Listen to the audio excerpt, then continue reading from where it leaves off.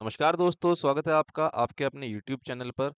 तो जैसे कि आप लोग स्क्रीन पर देख पा रहे हैं, आज की हमारी वीडियो होने वाली है एसएससी स्टेनोग्राफर 2024 में आने वाले मोस्ट इम्पोर्टेंट जीके के टॉपिक्स के ऊपर।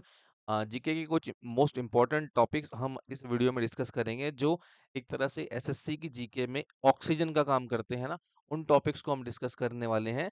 अगर आप इन टॉपिक्स को कर लेते हैं, तो आपके नंबर 30 प्लस होने वाले हैं डेफिनेटली। तो चलिए वीडियो को शुरू करते हैं। देखिए, इस वीडियो में मैं आप लोगों को बताने वाला हूँ कुछ ऐसे इम्पोर्टेंट टॉपिक्स जो एसएससी के फेवरेट टॉपिक्स हैं और यहाँ से क्वेश्चन हमेशा पूछे जाते हैं। आप किसी भी कोई भी प्रीवियस ईयर का एग्जाम उठाकर देख लीजिए, इन टॉपिक से रिलेटेड क्वेश्चन आपको हमेशा मिलेंगे एग्जाम में। देखिए, सबसे पहले तो हम पॉलिटी की बात कर लेते हैं। पॉलिटी में मोस्ट इम्पोर्टेंट आर्टिकल्स जो हैं, वो आपको करने बहुत जरूरी हैं, क्योंकि आर्टिकल से हमेशा किसी हर एक एग्जाम में क्वेश्चन पूछा जाता है, चाहे एक या दो ही क्वेश्चन पूछा जाए, पर लेकिन क्वेश्चन हमेशा पूछा जाता है वहाँ से। उसके बाद आ जाते हैं इम्पोर्टेंट अमेंडमेंट्स। यहाँ से भी क्वेश्चन पूछे जाते हैं एग्जाम में। फिर उसके बाद प्रेसिडेंट, पीएम, गवर्नर, सीएम, इनसे रिलेटेड क्वेश्चंस पूछे जाते हैं। जैसे कि उनकी एज से रिलेटेड, उनकी ओथ, उनको शपथ कौन दिलाता है, या अपना रेजिग्नेशन किसको देते हैं वो, इस तरीके के क्वेश्चन पूछे जाते हैं। मैं जो भी टॉपिक इस वीडियो में आप लोगों को बताऊंगा ना, सबसे पहले आपको क्या करना है, प्रायोरिटी बेसिस पर इनको कंप्लीट कर लेना है। देन उसके बाद आपके पास टाइम बचेगा, तो फिर आप उसको आगे कंटिन्यू कर सकते हैं, क्योंकि हमारे पास अभी बहुत कम टाइम बचा है एसएससी स्टेनोग्राफर 2024 के रिटन टेस्ट के लिए। तो हम अभी अपनी अप्रोच को जो है ना, वन लाइनर क्वेश्चंस की तरफ जाने वाले हैं, जिससे हमारा ज्यादा सिलेबस कंप्लीट हो पाएगा। कॉन्सेप्चुअल क्लैरिटी पे जाने का अभी टाइम नहीं है, क्योंकि 40 दिन ही बचे हैं आप लोगों के पास। अभी आप कॉन्सेप्चुअल क्लैरिटी पे जाने लगे तो आपका सिलेबस और कोर्स कंप्लीट हो ही नहीं पाएगा, और आप ठीक से रिवीजन भी नहीं कर पाएंगे।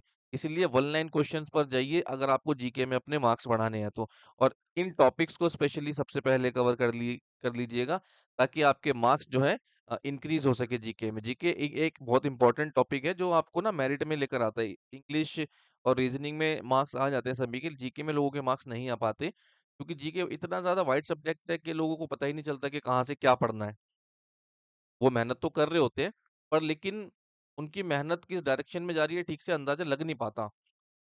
ऐसा क्यों होता है? ऐसा इसलिए होता है क्योंकि बहुत ज्यादा वाइड सब्जेक्ट होने की वजह से राइट टॉपिक उनको पता नहीं चल पाते। अब ये जो टॉपिक मैं आप लोगों को बता रहा हूँ, ये बहुत लंबी रिसर्च के बाद बता रहा हूँ। इन इन टॉपिक्स में से ना किसी भी क्वेश्चन को आप देख सकते हैं, कोई भी प्रीवियस ईयर उठा के देख लीजिए, यहाँ से आपको क्वेश्चन देखने को मिलेगा ही मिलेगा। ठीक है? प्रेसिडेंट की एज कितनी होनी चाहिए, पीएम की एज कितनी होनी चाहिए, उनको शपथ कौन दिलाता है, रेजिग्नेशन अपना किसको देते हैं वो, ये सारी बातें। और लोकसभा, राज्यसभा से रिलेटेड क्वेश्चन पूछे जाते हैं।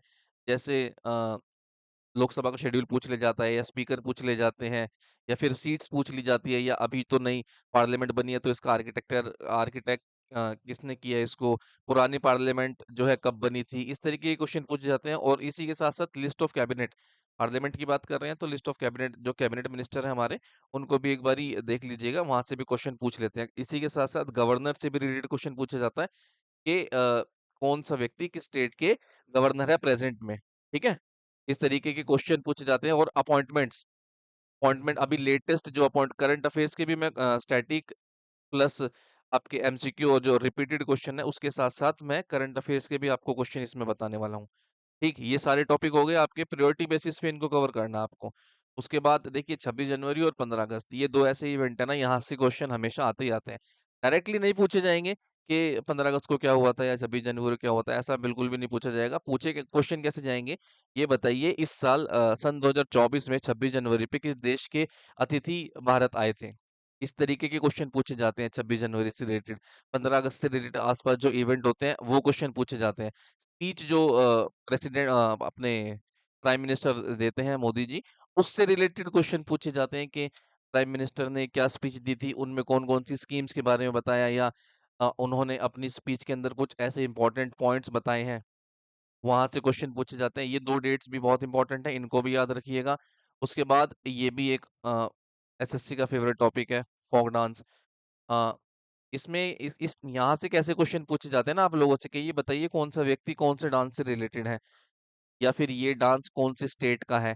इस तरीके के क्वेश्चन यहाँ से पूछे जाते हैं। जो एसएससी की तैयारी कर रहे हैं काफी टाइम से, जिन्होंने एग्जाम्स दिए हैं, वो इस बात से कंप्लीटली एग्री करेंगे कि यहाँ से क्वेश्चन डेफिनेटली पूछे जाते हैं।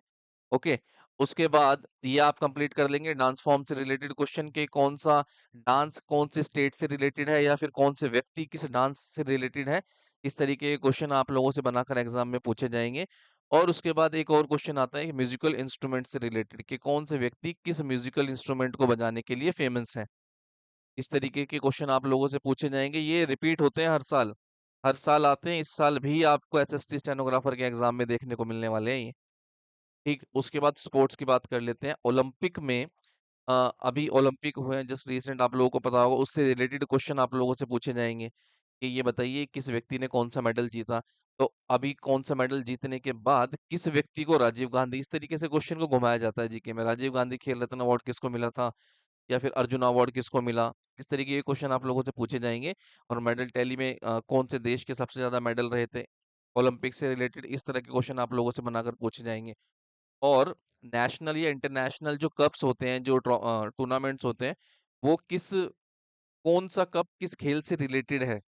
जैसे डूरेंट कप किससे रिलेटेड है, रणजी ट्रॉफी किससे रिलेटेड है, विजय हरारे ट्रॉफी किससे रिलेटेड है, अजलान शाह जो है टूर्नामेंट कौन से खेल से संबंधित है। इस तरीके के क्वेश्चन पूछे जाते हैं, ये आपके स्टैटिक पार्ट से कवर होंगे। मैं आपको वो भी बता रहा हूँ एग्जैक्ट तरीका कि आपको इसको कवर कैसे करना है। स्टैटिक पोर्शन से आपके कवर होंगे, ये बहुत इंपॉर्टेंट है, पूछे जाते हैं यहाँ पे। सबसे पहले नेशनल को कवर करेंगे, नेशनल स्पोर्ट्स को, उसके बाद इंटरनेशनल पे आप जा सकते हैं। ठीक है।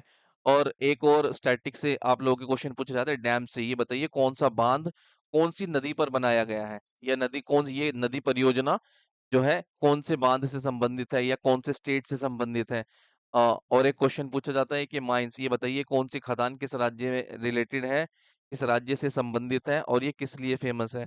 जैसे सोने के लिए कर्नाटक में है कोलार और हट्टी, और आयरन के लिए है, कोयले के लिए है। इस तरीके के क्वेश्चन आप लोगों से पूछे जाएंगे, इनको कवर कर लेना। ये मोस्ट रिपीटेड है, एसएससी के फेवरेट टॉपिक्स हैं ये। एसएससी की जीके जो है उसके लिए ऑक्सीजन का काम करते हैं ये। और आपके थर्मल पावर प्लांट्स पूछे जा सकते हैं आपसे कि ये बताइए कौन सा थर्मल पावर प्लांट्स कहाँ पर है, बायो रिजर्व्स जो है आपके कहाँ पर है। एक आपका अभयारण्य जो होते हैं, अभयारण्य से क्वेश्चन पूछे जाएंगे आप लोगों से कि ये बताइए कौन सा अभयारण्य किस जानवर के लिए फेमस है, वहां पर कौन से जानवर को रखा जाता है या कौन से स्टेट से रिलेटेड है। इस तरीके के क्वेश्चन आप लोगों से पूछे जाएंगे। पोर्ट्स से रिलेटेड क्वेश्चन पूछे जाते हैं, जैसे ईस्टर्न घाट और वेस्टर्न घाट पर ये बताइए ये वाला पोर्ट किस लिए फेमस है। जैसे एक पोर्ट है जिसको कहा जाता है फ्री ट्रेड जोन, वहां पे एक तरीके का जो टैक्स है वो बहुत ज्यादा मिनिमम है, बहुत कम है, तो उसको फ्री ट्रेड जोन कहा जाता है।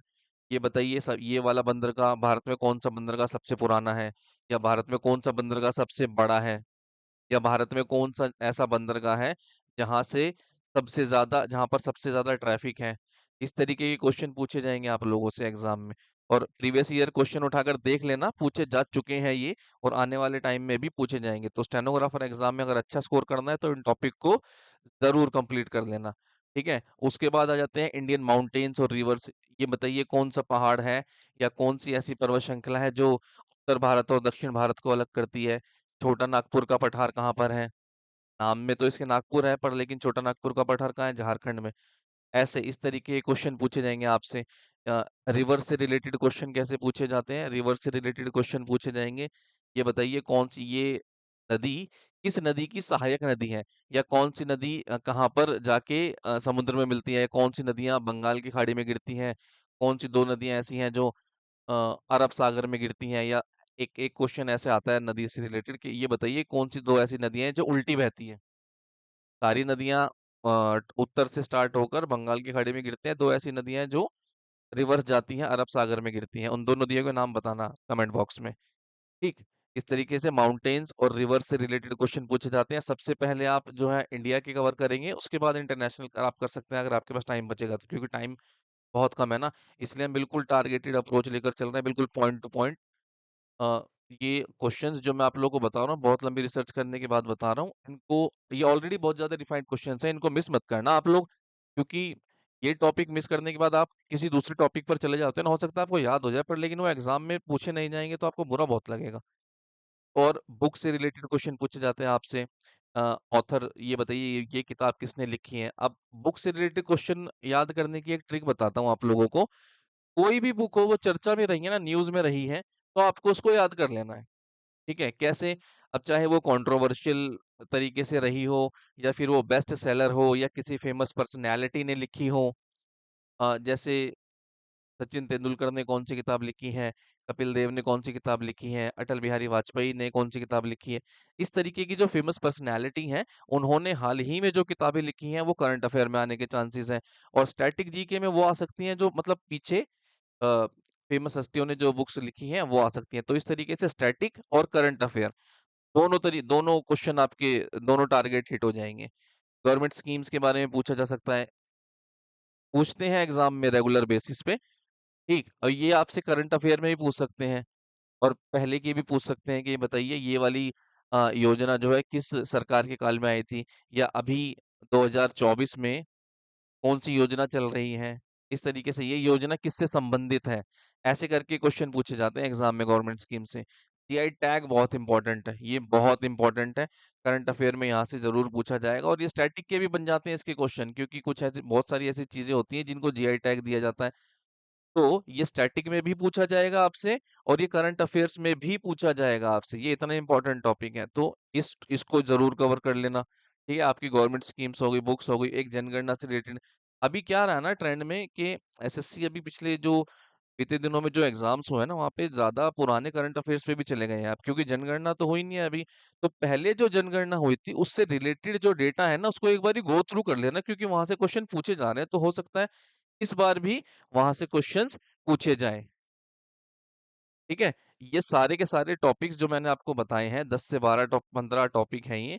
इन 10-15 टॉपिक को अगर आप कवर कर लेते हो तो आपके एसएससी स्टेनोग्राफर के एग्ज़ाम में अच्छे खासे नंबर आने के चांसेस हैं, ओके? सबसे पहले आपको करना क्या है प्रायोरिटी बेसिस पर इनको कवर कर लेना है, देन उसके बाद आपके पास टाइम बचेगा, तो आपको बाकी टॉपिक देख लेने हैं। ठीक है? आई होप ये वीडियो आप लोगों को अच्छी लगी हो और ये आपकी हेल्प करेगी एसएससी स्टेनोग्राफर 2024 के एग्ज़ाम में आपका सिलेक्शन कराने में, जीके में आपके मार्क्स बूस्ट करने में। तो ये वीडियो आप लोगों को अच्छी लगी हो तो इसे लाइक करें, शेयर करें और चैनल को सब्सक्राइब करिए।